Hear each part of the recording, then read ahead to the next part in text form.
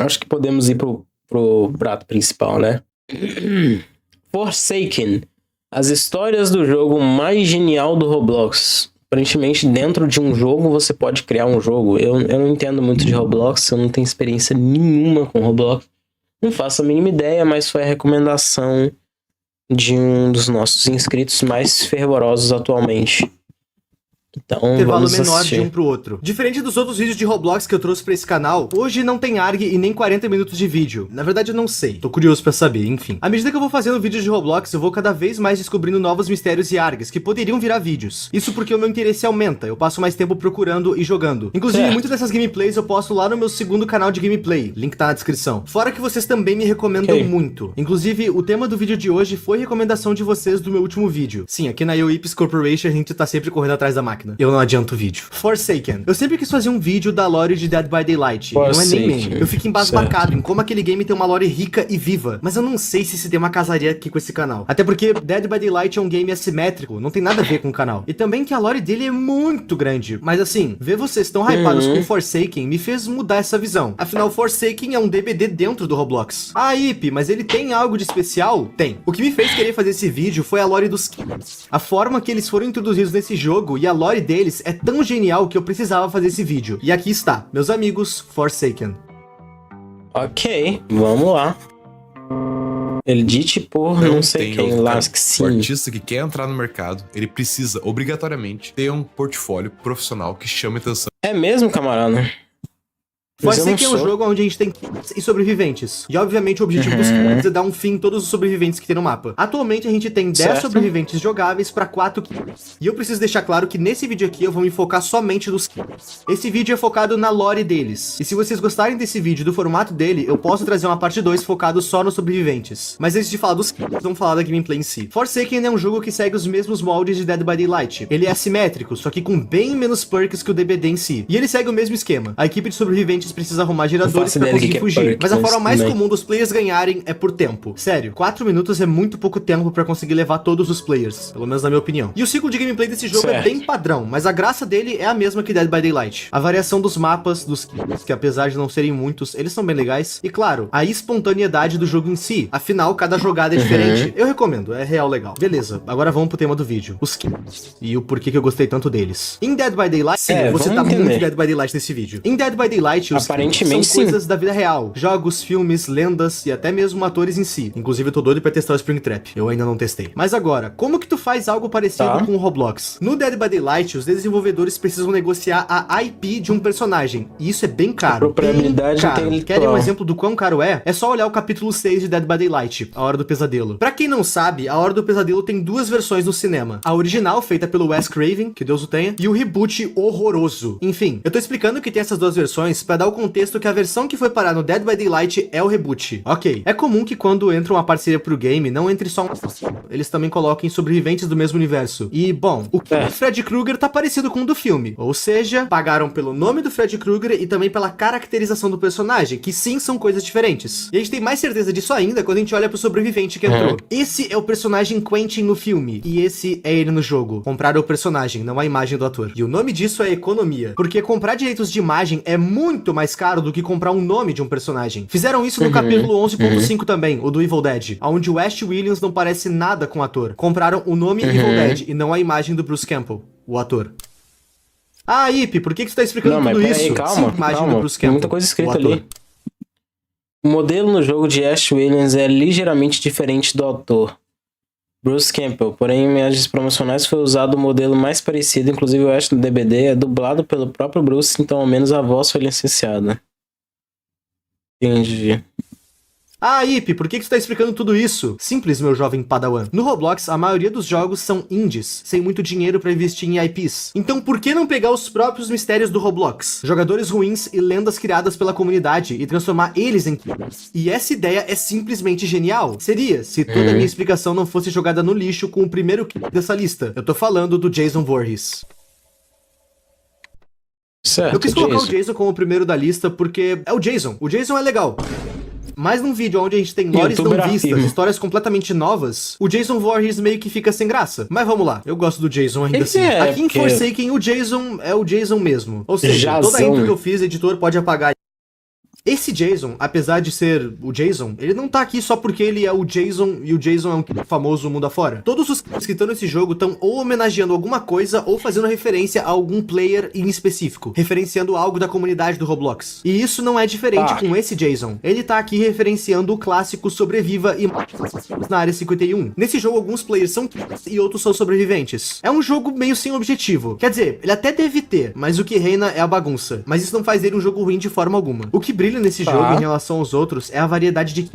Temos duas versões. O que brilha nesse jogo... Temos duas versões desse jogo, uma que os players podem ser os negócios, e outra mais antiga, onde todos os sobreviventes e os negócios são NPCs. Em relação aos outros, é a variedade de... A gente tem desde Jack Nicholson em O Iluminado até o Sonic.exe e vários outros de creepypastas. Jeff the Killer, Slenderman, The Rake... Nossa, e realmente trouxe um bocado das coisas relacionadas a creepypasta. Isso torna o jogo até bem interessante, só que o gráfico do jogo me desestimula sei lá, bastante. tem muito. E como esse jogo é um clássico, ele foi homenageado em Forsaken com o Jason Voorhees. O modelo do Jason usado em Forsaken é o mesmo do Sobreviva e na Área 51, ok? Como é de se esperar, o Jason é um do corpo a corpo. Mas ele tem a questão do sangramento, onde quando ele te ataca, mesmo que ele não te mate, tu fica sangrando. E tá, tirando o Jason do caminho, vamos pro que realmente importa. A gente tem mais 3 pontos pra ver. E esse sim tem lores interessantes. John Doe.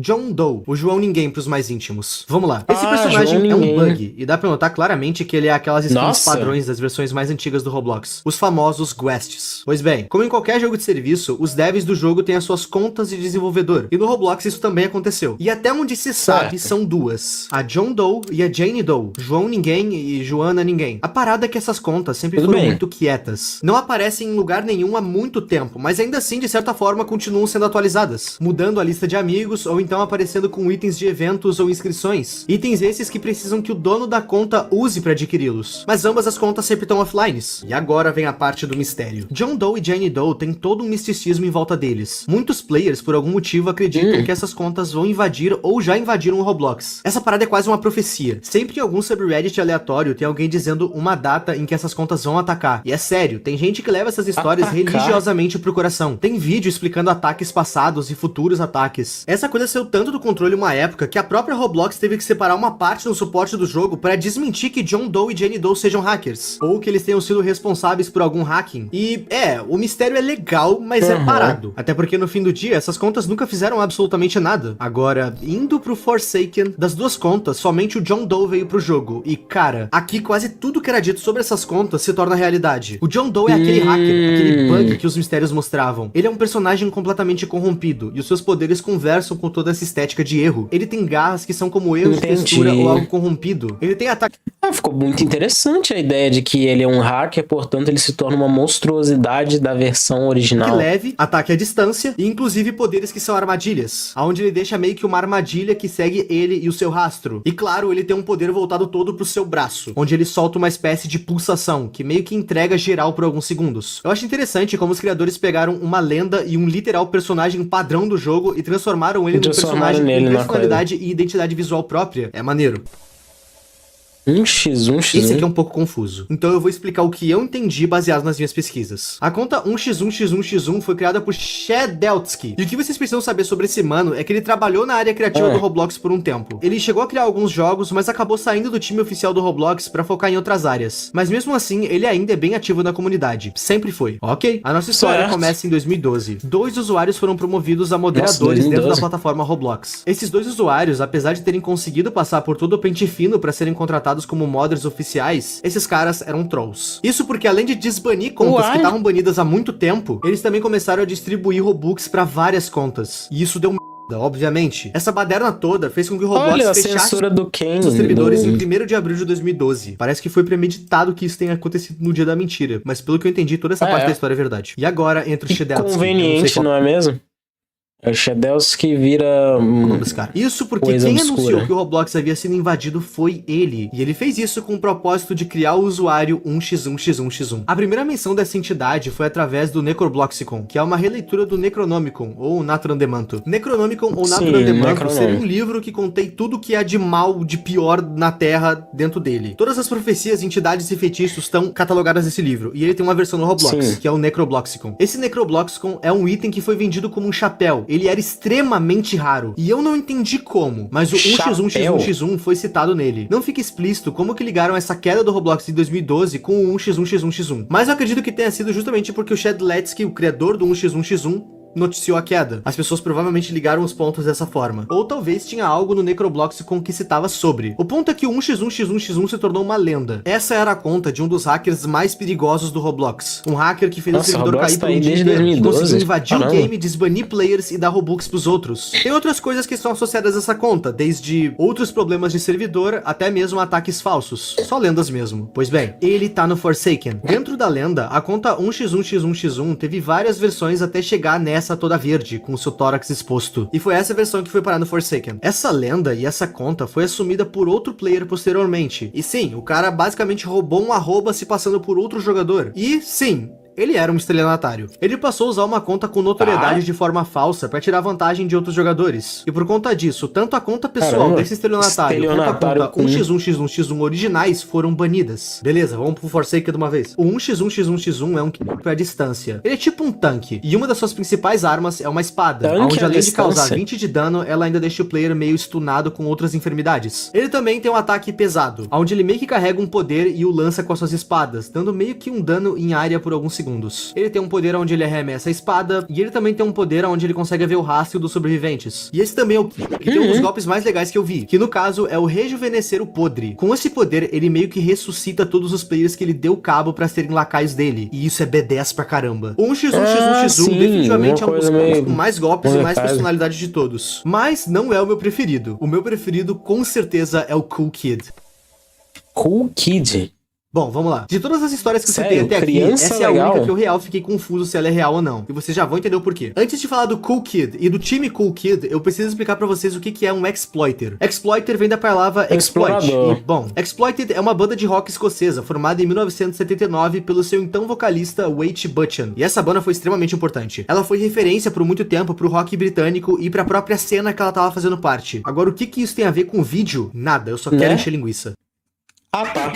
Exploit é um nome dado a um software tá. malicioso que serve pra roubar dados. Ele basicamente Isso, vai olhar para um software, procurar as falhas de segurança e quando ele encontrar, ele vai usar elas. O Cool Kid foi criado por um dos exploiters mais conhecidos do Roblox, o infame 007N7. Reza a lenda que esse mano criou vários grupos pra fazer exploits, criar exploits, os famosos mod menus, pra travar servers ou então colocar a marca dele nos mapas. O grupo dele era focado em zaralhar. Quando esse cara criou o Cool Kid, ele criou a Cool Kid Team, grupo esse que hackers e exploiters podiam entrar pra ajudar nesse caos. Inclusive a skin do Cool Kid é justamente um convite pra esse grupo. E um dos mapas mais notórios que o Cool Kid já entrou pra zaralhar é o famoso Natural Disaster Survivor. Eu amo esse mapa. Ele inclusive foi o primeiro mapa de Roblox que eu joguei na minha vida. A Cool Kid foi descontinuada Eu nem e joguei, reaberta então. e descontinuada e reaberta algumas vezes. Atualmente o grupo tá ativo, só que mais como um monumento do Roblox do que como um grupo hacker de fato. Quase todos os membros foram banidos, mas reza a lenda que o Cool Banidos. Kid original ainda faz parte do time. Não mais como líder, mas ele ainda tá no grupo. Ele ainda é ativo na comunidade de exploits do Roblox. Talvez até de outros jogos também. No Forsaken, eu sinto que o Cool Kid é um personagem meio sarcástico. Ele não tem o convite original no peito, até porque eu acho que ele nem poderia. Aquilo era um convite pra um grupo hacker, então assim...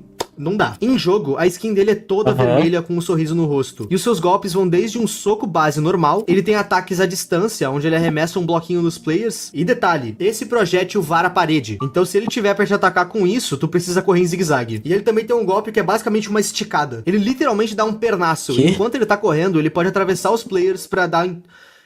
E enquanto ele tá correndo, ele pode atravessar os players pra dar em torno de 25 de dano. O cara vira o trem bala do The Boys, só que um pouco nerfado. E assim como 1x1x1x1, ele pode summonar lacaios. No caso, ele summona 2 entregadores de pizza que vão procurar pelos players. E eles podem dar até 15 de dano nos players, além de aplicar certos stuns que podem durar alguns segundos, o que torna ele meio roubado. E o mais legal, na minha opinião. Boa parte de tudo que eu falei aqui são lendas isso é do muito Rebox. estranho. Sinceramente, Cool Kid é o único que eu real fiquei na dúvida se é mito ou se a equipe Cool Kid de de fato existiu. O Roblox tem muitas histórias de players que marcaram épocas com seus feitos, sejam hackeando, exploitando ou apenas por serem misteriosos. E eu acho muito genial a ideia dos idealizadores. Se em Dead by Daylight os criadores pegam coisas da cultura pop e da vida real, Forsaken pega lendas e mitos do próprio Roblox, homenageando outros games ou pegando acontecimentos do Roblox. Porque por mais que hackers e exploiters sejam algo ruim, querendo ou não, fazem parte da cultura dessa plataforma. E eu acho muito legal do Forsaken de eternizar esses mitos e ideias que ficariam perdidas no tempo. Se vocês quiserem...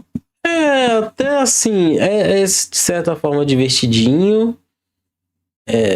Traz uma diversidade, traz uma coisa ali que não tem muito no jogo. Talvez, assim, trazer uma espécie de terror, uma caça de terror, assim, tal, mas... dois modelos são o base, só que um é vermelho e o outro é com coisinha no braço. Um outro é simplesmente um personagem famoso, Jason, e o terceiro... Eu acho que esse aqui é o mais legal porque ele é o mais diverso. Tipo, ele realmente é uma entidade maligna, obscura, que tem entranhas expostas, sabe? Então ele tem toda uma ambientação parecida com Mordekaiser no LoL. E esse aqui é até legal, mas no entanto, tipo, não é incrível. Esse aqui nem é original e esse daqui é só o bicho base vermelho. Então, a diversidade realmente não foi muito longe e é baseada realmente em coisas que aconteceram dentro do jogo. Entendo que isso é legal, porém, sabe, me faria jogar? Não. Tem uma parte 2 desse vídeo, focada Não nos conseguiria sobreviventes, querer comenta. jogar. Eu gostei muito do tema, muito mesmo. E no mais é isso, meus amigos. Comentem mais ideias de vídeos. Eu agradeço, Ipe. O seu vídeo ficou muito bom. A sua edição sempre fica impecável. Agora, realmente eu não... Sei lá, eu não faria isso, não. Não jogaria.